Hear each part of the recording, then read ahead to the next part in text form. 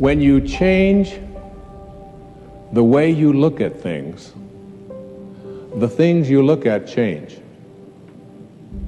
Albert Einstein once observed that the most fundamental and major decision that you have to make in your life is this: do I live in a friendly or a hostile universe?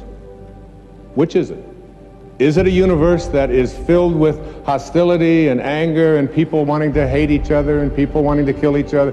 Is that what you see? Because when you see the world that way, that's exactly what you will create for yourself in your life. This is from great scientific minds. And the interesting thing is that this is not just a clever play on words, that when you change the way you look at things, the things you look at change. I'd like you to imagine the following scene. You're in your house. You've got your car keys in your hand. The lights go out. Power failure. You can't see a thing. You stumble around in your living room and you drop your keys. And you look around for a moment and you realize that you're never going to find them in the dark. But you look outside and you notice that the street lights are on. So in your mind, a light bulb goes off. I'm not going to sit around here in the dark and grope around looking for my keys when there's a light on outside.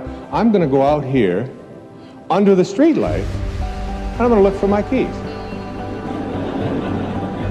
Why are you laughing? This makes a lot of sense. So you're out here and you're groping around and you're looking for your keys and you're looking and looking, and your neighbor comes along and says, "What happened, Wayne?" "Well, I dropped my keys." "Oh, I'll help you look for them." And the two of us are now down here looking for our keys. And looking, finally he says to me, "Excuse me, but where did you drop your keys?" "Well, I dropped them in the house." He said, "You mean to tell me that you dropped your keys in the house and you're looking for them out here in the street light? Doesn't make any sense." And I said, "Well, it doesn't make any sense to grope around in the dark when there's light out here."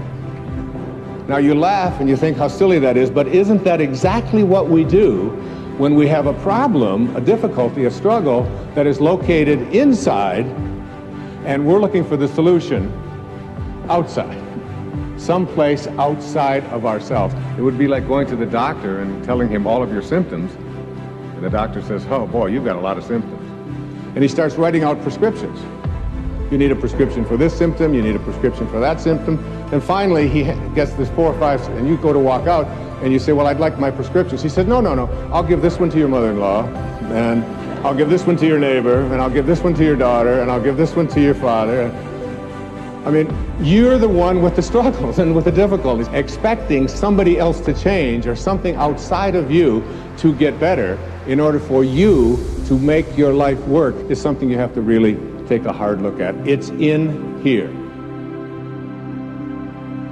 And this is a very difficult principle for many people to get, but one that I believe very strongly in. I was in a group one time of drug addicts and alcoholics. And the sign on the wall said, "There are no justified resentments in this group."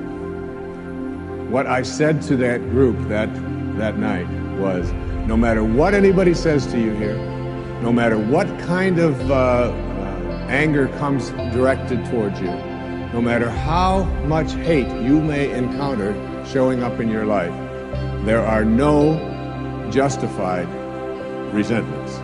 Meaning that if you carry around resentment inside of you about anything or about anyone, and I'm talking about the person that you lent money to and hasn't paid you back, I'm talking about the person in your life that you feel was abusive in your life, I'm talking about the person who walked out on you and left you for somebody else, I'm talking about all of the things that you have justified in your heart and in your life that you have the right to be resentful about.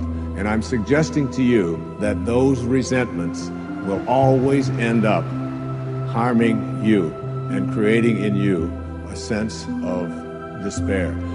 No one ever dies from a snake bite. The snake bite will never kill you. You cannot be unbitten. Once you're bitten, you're bitten. But it's the venom that continues to pour through your system after the bite that will end up destroying you. There are many ways to get the things that we want for ourselves in our lives. But basically, it all begins with how we choose to think. As you think, so shall you be. 7 little words that I think are perhaps the most important things that we can learn and master in our lives. This old proverb notion that I become what I think about all day long. And once you know that what you think about is what expands, you start getting real careful about what you think about. You don't allow your thoughts to be on anything that you don't want, or that you wouldn't want to have manifest or show up for you in your life.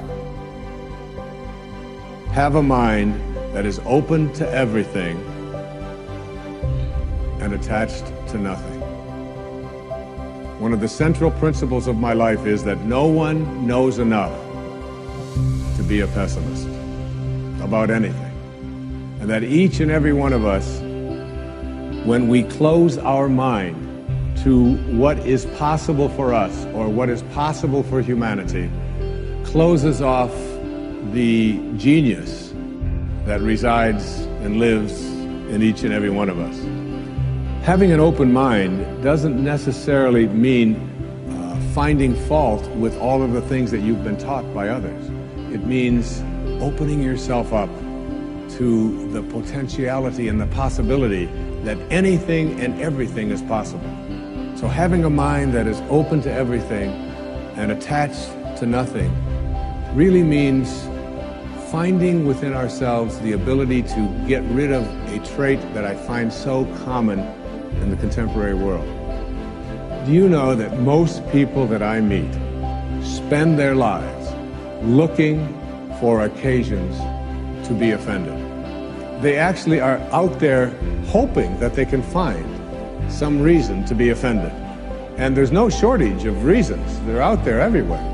The way this person dressed, what this person said, they turn on their TV, they hear the news, they're offended by this. Someone used language that they didn't like, someone doesn't share the same customs that you, and people all day long. In fact, if you keep track tomorrow, you will find probably 100 reasons that you can go around being offended. But a mind that is open to everything and attached to nothing is a mind that says, I'm never looking for anything to be offended by. And that whatever anybody else out there has to say, my response to that is, that's an interesting point of view. I've never considered that before. The next principle I call, don't die with your music still in you. And who better to quote than Thoreau when he talked about some of us hear a different drummer, and we must march to the music that we hear. But all of you have some music playing. And all of you have a heroic mission. There's no accidents in this universe. We all show up here with a purpose. There's an intelligence that is a part of everything and everyone, and all of us are connected to it. And too many of us are afraid to listen to that music and march to it. You out there, I know you have a book you wanted to write. I know there's a composition you wanted to compose. I know there's a song you want to sing someplace. Maybe you want to raise horses out in Montana. Or maybe you want to open up an ice cream shop on Cape Cod. Who knows what it may be. Maybe you just want to travel and see the world. Maybe you want to go into a relationship with someone but you've been afraid to, but your heart says it's the right thing to do. All of us feel something. And in Leo Tolstoy's famous novel, The Death of Ivan Ilyich, he asks this question that would be terrifying to me.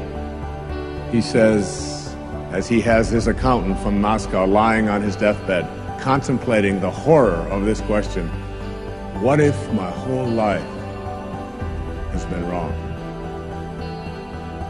I've known what my music is. It's playing right now. As I stand here in front of you with these cameras and in this place, and as I sit down and write my books and tell the world what I know are my truths, I feel always completely on purpose and fulfilled. And no time will I ever come to the end of my life and say, what if my whole life has been wrong? Whoever you are, whatever that music is, however distant it may sound, however strange, however weird others may interpret it to be, don't get to the end of your life and know that you're going to leave and not have it played yet. Don't die with your music still in you.